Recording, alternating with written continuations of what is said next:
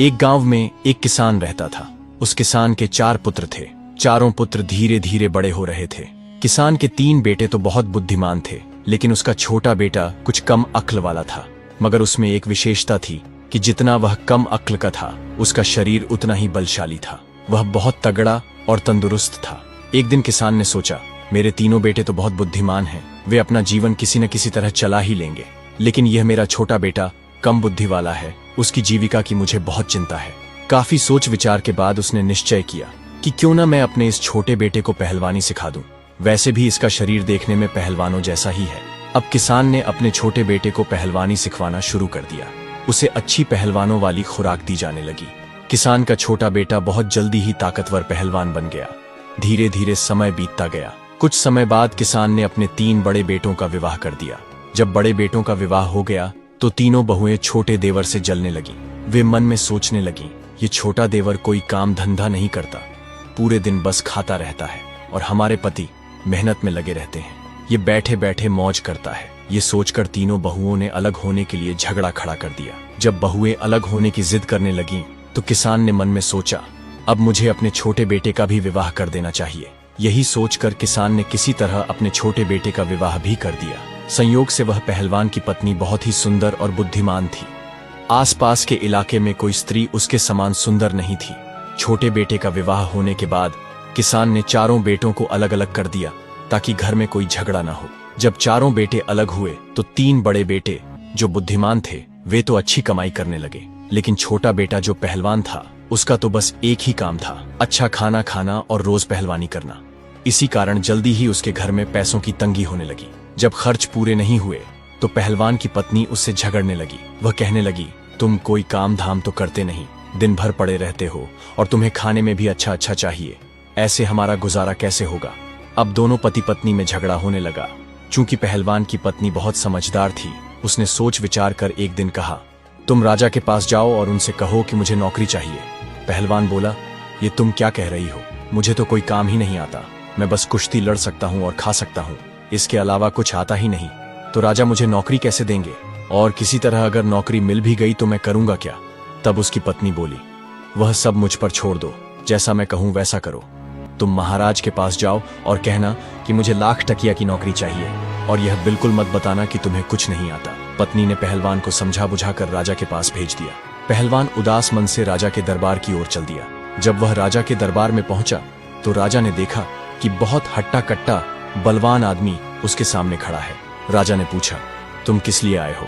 पहलवान बोला, महाराज मुझे नौकरी चाहिए। राजा ने कहा, ठीक है, लेकिन पहले यह बताओ कि तुम क्या काम कर सकते हो। तब वो पहलवान कहता है कि महाराज, ऐसा काम जो आपके राज्य में कोई न कर पाए, वह काम मैं करूंगा, परंतु इसके बदले में मैं आपसे 1 लाख का वेतन लूंगा। राजा कहने लगा, तो अच्छा, लखटकिया की नौकरी करोगे। वह पहलवान कहने लगा, जी महाराज। राजा ने अपने मंत्रियों से विचार विमर्श किया और कहा, देखो तो जरा, क्या हमसे पहले कभी किसी पूर्वज राजा ने किसी लखटकिया को नौकरी पर रखा था या नहीं। राजा के मंत्री ने जब पुराने दस्तावेज खंगाले तो उन्हें पता चला कि महाराज के दादा ने भी एक लखटकिया को नौकरी पर रखा था। मंत्री कहने लगा, महाराज, आपके दादा ने भी एक लखटकिया को नौकरी पर रखा था। अपने मंत्री की बात सुनकर राजा बोला, तो ठीक है, हम भी अपने यहाँ एक लखटकिया को नौकरी पर रख लेते हैं।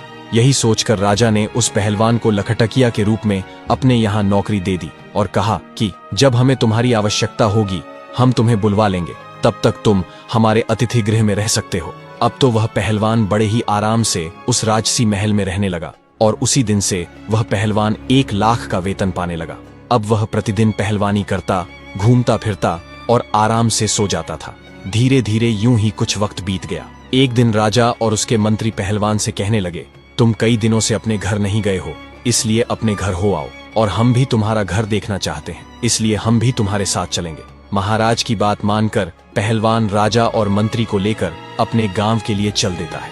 पहलवान राजा और मंत्री को लेकर जब अपने घर पहुंचा तो पहलवान की पत्नी ने देखा कि राजा और मंत्री हमारे घर आए हैं, तो उसने उनके लिए बड़ा ही स्वादिष्ट भोजन बनाया और उन्हें अपने हाथों से परोसा। तभी राजा की नजर पहलवान की पत्नी पर चली गई। पहलवान की पत्नी तो सुंदर थी ही, वह इतनी सुंदर थी कि रानी भी उसके सामने कुछ नहीं थी। राजा यह देखकर आश्चर्य में पड़ गया। भोजन करने के बाद महाराज और मंत्री वापस चले आए। अब राजा मंत्री से कहने लगा, मंत्री जी, इस पहलवान की पत्नी कितनी सुंदर है, इसके सामने तो हमारी रानी कुछ भी नहीं है। तब मंत्री ने कहा, हाँ महाराज, पहलवान की पत्नी सुंदर तो है, परंतु क्या किया जाए, यह तो अपना अपना नसीब है। किसी के नसीब में सोना है तो किसी के नसीब में मिट्टी भी नहीं। राजा बोला, मंत्री जी, हम पहलवान की पत्नी को पाना चाहते हैं, इसीलिए मुझे कोई तरकीब बताओ, हमें क्या करना चाहिए। मंत्री कहने लगा, महाराज, मुझे कुछ समय दीजिए, मैं कोई न कोई उपाय सोचकर आपको बता दूंगा। राजा और मंत्री उसी दिन से पहलवान की पत्नी को हड़पने का षड्यंत्र रचने लगे। धीरे धीरे कुछ समय और बीता। तभी महाराज की माँ यानी राजमाता बीमार पड़ गई। जब राजमाता बीमार पड़ गई तो महाराज ने बड़े बड़े वैद्यों को उन्हें दिखाया, परंतु कोई भी वैद्य उन्हें ठीक नहीं कर पाया। एक दिन एक वैद्य जी आए। तभी मंत्री के मन में एक योजना बनी कि पहलवान की पत्नी को पाने का यही मौका है। पहलवान ने कहा था कि जो कार्य कोई नहीं कर सकता वो मैं कर सकता हूँ। आज उसे उसके ही जाल में फंसाने का मौका मिल गया। तब वह मंत्री उस वैद्य के पास गया और उससे बोला, वैद्य जी, अगर आप हमारे बताए अनुसार राजमाता का इलाज करेंगे